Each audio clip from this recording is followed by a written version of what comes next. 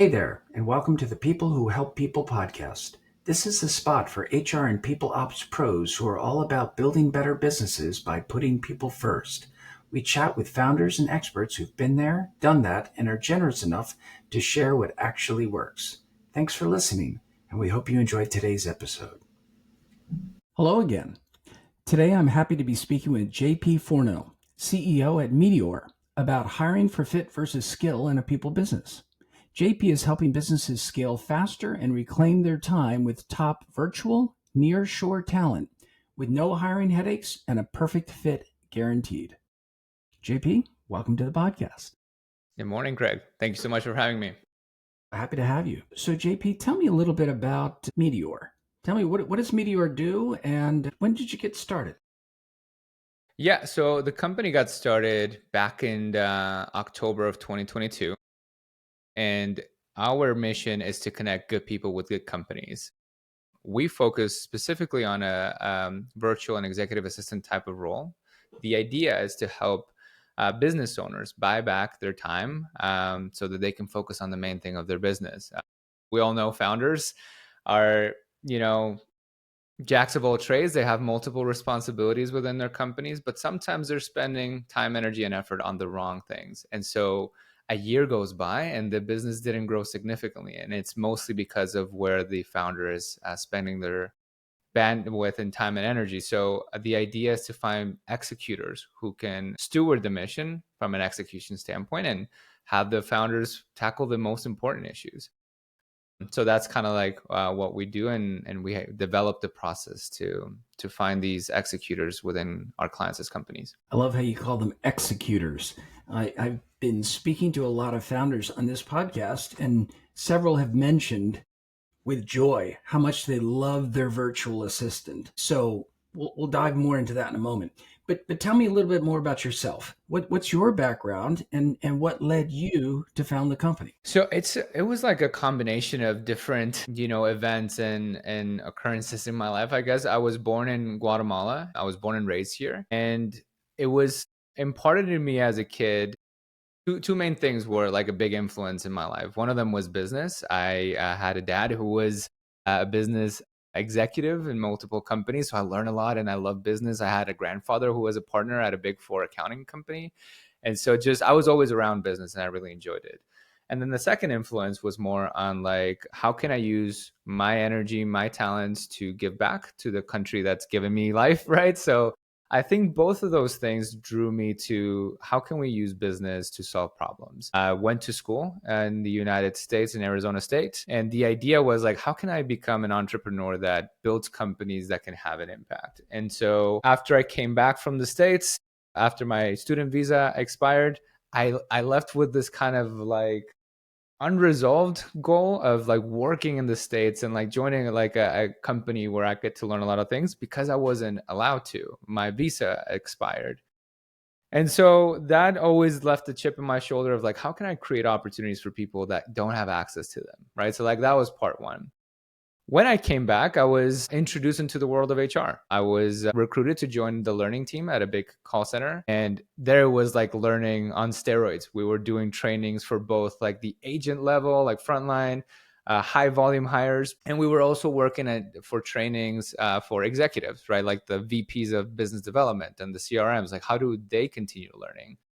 And I just fell in love with that part of the business, right? Of learning and working on finding people, building international teams. And so when I decided to do my own thing, like this was like the compilation of experiences that be like, okay, I want to be in a business that's HR based. I want to help in that way. And I also want to develop opportunities for people in my hometown. So those were kind of like the motivations. And we have polished the model a little bit. We have changed it since like the original. We used to hire more roles, but now we're like, this is one of the highest ROI roles that we can hire. And it's a role where like for the employee, they get to learn a lot about business. They get to grow professionally. It's a very dynamic type of position. So I know it's a long-winded answer, Craig, but that's kind of like how we got to where we are. I think it's a great answer because your journey through HR, your journey to the States and back and wanting to build a business, I think is inspiring. It took me a little bit longer than it took you to figure out I wanted to run my own business. And I applaud you for it coming to that decision relatively soon after you started your business career. And I also love that your sources of inspiration, wanting to do something for your country, as well as to follow in the footsteps of your father and grandfather with success in business. So I'm sure they're proud of you, wherever they are. So, JP, you started your business, you said 3 years ago, and it sounds like you've evolved a little bit. So it sounds like you started with a broader mission. Maybe you've narrowed it some based on your success. Tell me a little bit about that evolution. What were some of the inflection points along the way? Yeah, so we originally started the company to be an employer of record. For those of you who don't know, I mean, like most of your audiences probably are in the HR space, but in order for you to hire someone from a different country, the legal and ethical way of doing it is by starting an entity or having a legal entity in the place.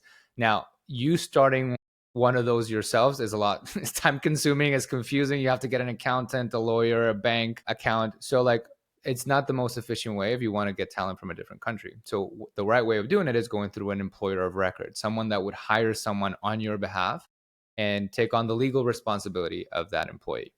Now, we originally just wanted to be an EOR, and if a client came in, we would just partner with a recruiting company, and the recruiting company would source the talent, and then once we found the talent, then we would become the EOR. It was a much more like simple model. What we quickly realized is that not a lot of recruiting companies know what they're doing when it comes to finding people. And even if they do, they don't put the same level of energy and effort that you would if you were to find someone for your own company. So we're like, I tried working with 6 different ones, didn't like a single one. So we're like, we're just going to create this internally. So we developed a process for finding people that worked really well. What we then understood is, Craig, in order for us to find somebody who's really good, we have to introduce subject matter expertise into the model. So that made it hard to scale because in order for us to recruit all these roles, we had to become expert in these roles. Now, I fortunately was exposed to recruiting. And so I've recruited for creative roles, for project managers, for account managers, for sales, for customer support. So I could introduce that subject matter expertise, but my recruiting team couldn't hire for that many roles. So we were like, okay, if I need to delegate the recruiting department to somebody else, I can't expect them to become an expert in all these roles that we're hiring for. And we could talk about why subject matter expertise is crucial for recruiting later. But so what we did is like, what is one role that we can become an expert in that has perhaps the biggest ROI and has a lot of market demand? And virtual and executive assistance was a clear winner every time we delved into the topic. It is a role that if you find someone who can execute the tasks that you want them to execute the way you like these tasks to be executed, you never want to let that person go. You're going to figure out ways to grow in that person within your company. So we were like, how can we find these people only and become experts at it? And that's a transition that we've made over this last year. And so that's kind of like what got us to the stage of the business that we are today is we want to be excellent at this part, at this specific role. Got it. So tell me a little bit more about the talent that you find on behalf of your clients. 100% based in Guatemala? Yes. For right now, we're 100% based in Guatemala. We have ambitions to expand in other places in Latin America. Probably our next destination would be Colombia. But yeah, for right now, we're hiring exclusively in Guatemala. Okay. And the typical executor that you're placing, what's their background? Is there a typical background? And what makes them successful in their role? Great question. So there isn't a typical background because there isn't a typical need. So when we're looking at a virtual assistant, what we quickly find out is that a virtual assistant looks differently for different companies, right? Because, for example, and this is where we come into like the definitions of virtual assistants. Some people like use different terms. The way that I describe it is that an assistant is someone that can help you or assist you in executing something within a particular department. Now, there's 2 types of assistants. There's a virtual one that's like remote. It could be international or just not in the office. And then there's a physical one. If we go into like the virtual assistant sort of like category, there's multiple types of virtual assistant. There's an executive assistant, there's maybe a marketing, a business development assistant, an HR assistant, a bookkeeping assistant, right? So like there's these other categories. So I quickly found out, as like, man, there are so many different categories of work that could be executed by a virtual assistant, somebody that you can delegate things to. And so part of our job is to identify what are some of the needs that our clients have. So we start with like just having a conversation. It's like, have you done a time audit? Where is your time going? And what sort of tasks should you take off your plate and put into somebody else's? And then once we have that conversation, I can define, okay, so you're looking for a virtual assistant that most of their job could be with admin back office tasks, but also do a little bit of customer support if a call is coming in, right? Like, and so you're like basically modeling that job description based on like the needs that the company has. For us, there's two constraints to consider when we're at this stage, Craig. Number one is time availability. When we have these discovery sessions, people have like a laundry list of tasks, and I'm like, you still have to like fit this within a 40-hour work week. So that would be like, you should probably get two for the amount of work that you need. And the second thing is profile, because there is such a thing as like inclinations or proclivities. You can have someone, I don't know if you've seen this, but like a deeply analytical person that likes to work with numbers and likes, attention to detail struggles with like interpersonal, like sales or more dynamic types of roles. So we just want to make sure that we're getting someone whose personality fits the job. Now, what we look for is three things. We want to make sure that they're technically capable of doing the job. That's sort of like table stakes. We want to make sure that they're a good culture fit for the organization. And number three, we want to make sure that this job opportunity is in some way, shape, or form a career progression for them. This is a two-way street. It has to make sense to them. So our entire process is designed to answer those three questions and then filter based on that. For a virtual assistant in general, regardless of the skills, the culture, or the job fit, I would say that two of the things that I look for, two key elements, are proactiveness and critical thinking. If someone can connect the dots and also put some energy behind the works that they have to do, that is an amazing candidate that you can train to do virtually anything within your company. So yeah, that's a little bit more about our philosophy behind virtual assistants and how we go about determining what's important for the roles. I really like how you focus, besides technically capable and a culture fit, that it's a career progression for the virtual assistant. I like that you're growing, that there's something in it for them. You're not just meeting a need, it's a thoughtful placement in somebody's career. Yeah.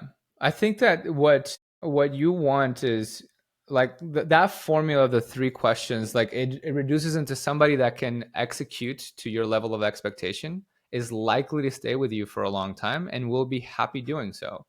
So besides compensation or pay, the two things that keep people engaged into a role are growth and contribution. And so am I growing my professional career or my skill set? And at the same time, am I contributing to a cause that I find worthy or like work that I find meaningful? If you have one of those two things, you're going to have someone who's going to be engaged. If you have both, then that's like the holy grail of job opportunities. We have had it where somebody's a great culture fit and they could do the job really well, but perhaps they have a side business that they want to work themselves into, or they're going to school for a major that's unrelated to this type of work. Or perhaps they're like in between jobs and they're willing to take a temporary pay cut just because they're desperate. Like those people could do the job and would be a good culture fit, but it's like they are not likely to want to be with you for a long time. And that's where we find a mismatch between a profile or a person and an opportunity. We want to make sure that these are like long-term engagements for people, for both the company and the employee to grow. So speaking of that, what's your average engagement? And I realize the story is still being written. And how often do you need to replace a virtual assistant? Honestly, like that's to your point. Like I think that the story is still being written because we have most of our clients who started who still have their virtual assistant. So in terms of attrition numbers, it's hard to like determine like what's the total life cycle. Like you can ask me back in 10 years and I could tell you an average. But I would say that the instances where we have to replace a virtual assistant have to do with more of a lack of infrastructure to integrate a virtual assistant inside of your company. For example, like we used to have this issue when we used to recruit for sales roles. People think that having a sales representative or an appointment setter would automatically increase your lead outcomes, right? Like the amount of leads that you can have in your pipeline. But if I can have the best appointment setter recruited for you, if they don't have a reliable source of leads, a good training where they get to role play, shadow, get examples of good or bad calls, if they don't have a good compensation package, or if there's not a managerial infrastructure of support, then this person can be the best in the world. They're always going to struggle. It's the same thing with a virtual assistant. A lot of people just expect them to be mind readers when you've been living inside of your business for however long you started it, and you've been living inside your head since you were born. So you're introducing somebody to a new world. So it's about how do you introduce these things in a sequence that makes sense. You give enough opportunities for people to like work on these things. You have a training, you train people on how to do things, not tell them what to do or how to do it.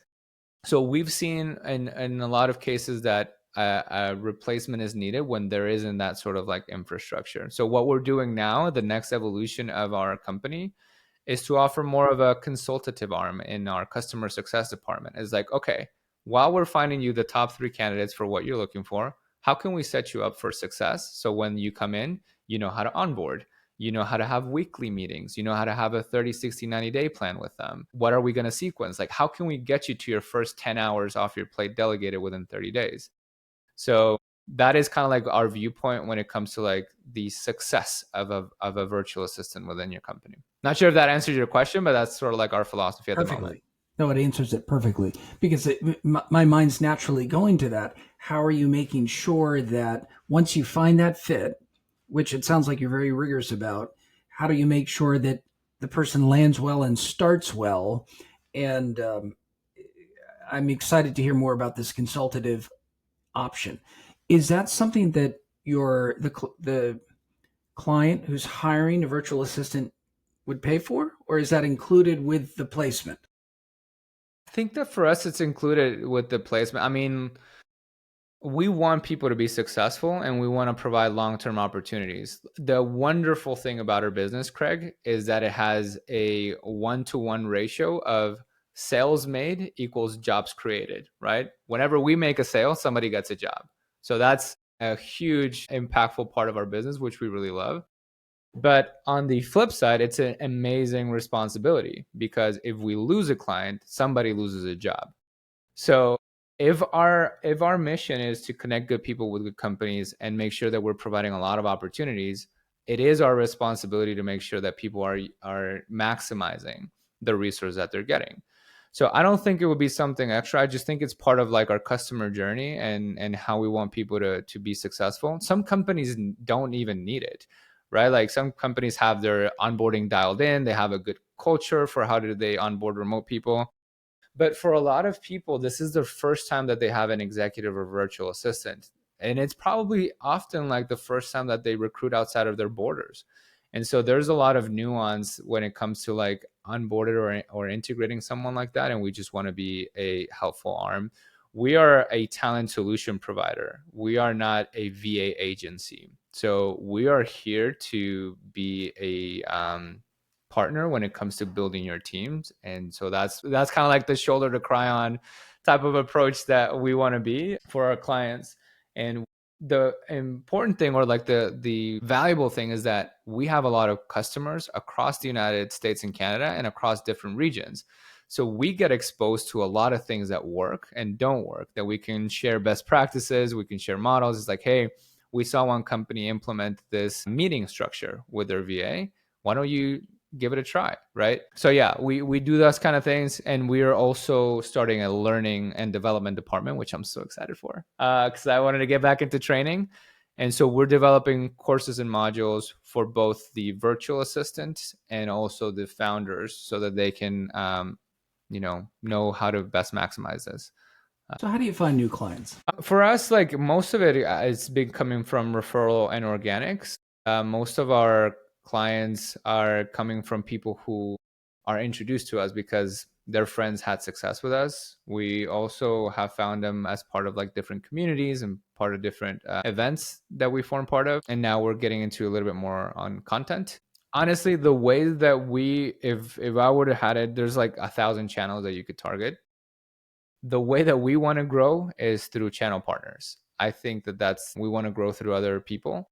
And I think that our offers can complement somebody else's, and sort of like the experiments that we're running right now. Do you have any channel partners now?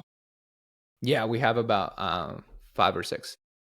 Okay. What makes an ideal channel partner? I think that's someone who we complement in an offer. For example, like we work really well with people who have coaching programs. If someone's a B2B coach, usually they have a methodology or a system to help their clients advance in their goals.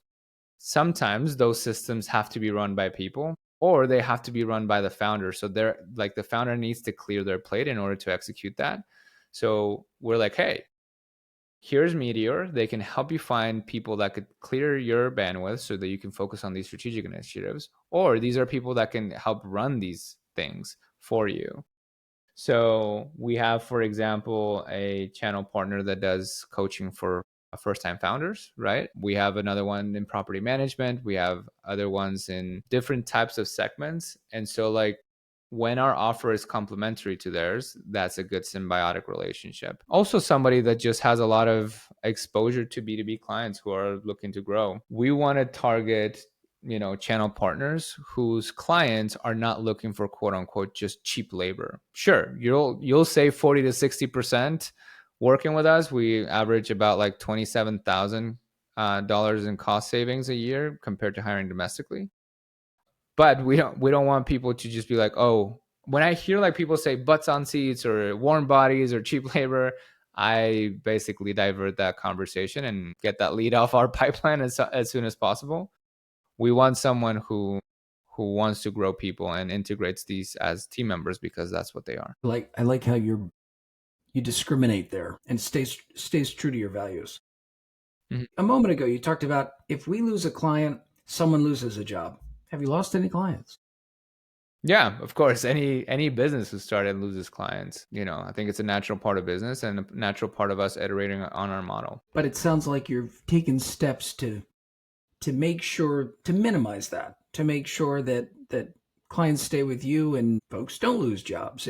If their client decides they no longer need assistance, do you replace that talent elsewhere? I assume they'd be priority. They're known to you, and as long as they've had success.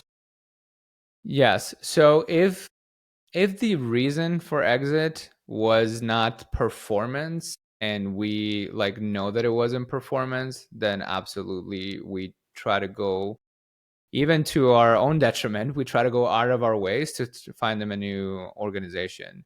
And I say that because sometimes we hold these people on our payroll, even if they don't have anybody who's covering, like we basically absorb that because we see the potential in the people. Like we know that the people that get through our pipelines are like top talent. I would say, I was looking at this data the other day. We recruit 0.05% of the people who apply. So we can have campaigns of 600 people, only one gets the job. Like these people are really good. Sometimes, in most of the cases, the relationship doesn't end up working for a lot of reasons that might be out of their control. Like the company pivoted, or the company is going through financial troubles. Not financial troubles, but like, for example, I'll give you an example. We had a company that was impacted by tariffs that were implemented in the United States, so their entire model had to change. And that way it's like, hey, this whole department is going to go away. Nothing against them, like we love working with them, but like this is not a reality for our business anymore. So we're like, okay, there's nothing wrong with performance. We vetted these people backwards and forwards, right? Like we know what they're capable of. Then let's see if we can find a new place. So yeah, we try to minimize the amount of instances where this takes place, but we know what to do when it does. That makes sense, and very thoughtful and very caring that you keep those folks engaged. So sometimes founders can be impatient folks. So if somebody makes up their mind, you know what, I'd like to work with Meteor, I'd like to have this type of assistant. From when they first engage you to when you have somebody placed with them, what's that typical turnaround time? So it used to be 21 days before we gave them a job, like the candidates. I'm sure you being in HR, you can appreciate like it takes time for us to find someone. So we got it to a point where we were like, okay, the first week is for candidate acquisition. We used to get from 200 to 700 applicants, and that was like our job. Like, how do we get the most amount of qualified applicants? Then we do a full week of skills assessments, so language tests, psychometric evaluations, test projects, in context, skills assignments.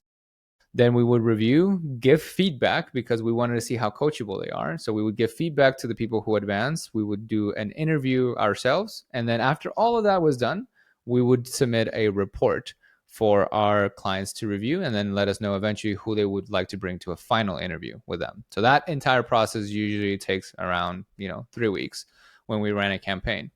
Most recently, however, we have transitioned into more of a talent pool approach because we wanted to reduce time to value from 21 days to 3 days, right? Like, how do we do that? And we do that by already having a vetted talent pool with like a tagging system that allows us to see who's good at these skills that we identify our clients are looking for. So, for example, if somebody's looking for a virtual assistant that has experience editing content in Canva or CapCut, I can go to my talent pool who's already been vetted and I could just be like, who has CapCut and Canva experience? Okay, these are the 10 that do. Now we can send these over. And so we're still doing skills assessments. The only difference is that they're maybe not in context for our clients. So we get them like as close to possible, but our assessments are still very complex and they showcase a lot of the skills.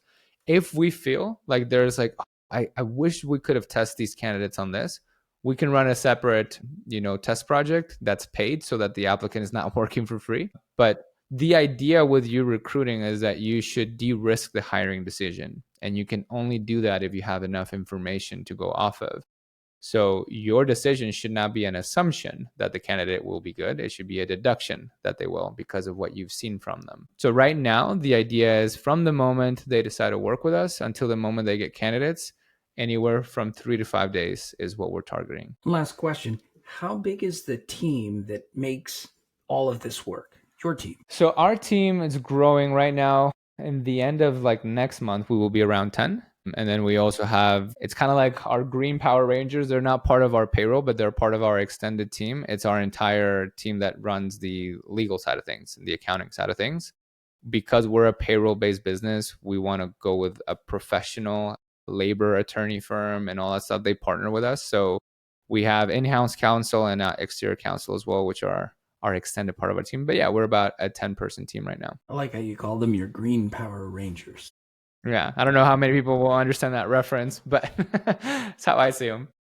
I understand it, but only through my kids. JP, it's been a pleasure speaking with you today. If somebody heard something that they liked or that they'd like to follow up on, what are the best ways they can reach out to you? I have your email address, your LinkedIn, and your website address, and I can post those when we post this video. Are those okay to use? They're great. I would say that like one of the channels where I'm perhaps the most active is our brand new Instagram page. I don't have a ton of them. It's probably like 12 videos, but jp.forno is where I spend a lot of time like just, teaching principles about recruiting, team building, how to train, manage, grow people. And I also have a few, playbooks that I can share with whoever's interested in leveling up the recruiting game. Like I'm happy with like sharing all the things that I learned because that's how we learned also to be good at what we do. So I'm happy to share that with anybody who's interested.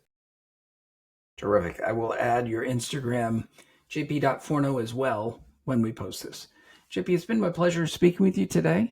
And I really enjoyed hearing about the journey that you've gone through with Meteor, the thoughtful approach that you take both in vetting talent as well as making sure that that talent fits well, can execute well, but then has a growth path with with each placement. I think that's admirable. And of course, your commitment to growing not just those individuals, but talent from Guatemala, I think is exceptional as well. So thanks for being a guest today. And I wish you luck on your continued growth journey. Thank you, Craig. Thank you so much for the space and for, creating a channel where people can learn from others. So thank you so much for having us. A pleasure.